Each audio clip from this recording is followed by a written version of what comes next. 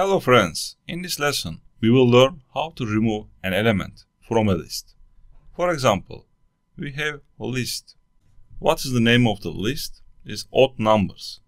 And I want to remove one element. There are different ways to remove an item from the list in Python. The first method is remove method. So, in remove method, you can pass the value you want to delete as an argument. I say odd numbers and then I put dot and remove method. In remove method, if I want to remove 3, for example, from my list, after removing, I want to print it, I run it, you see I removed 3. If I remove 5, you see right now 1 and 3 exist in my list. This is the first method. What's the second method? Second method using del. So instead of this,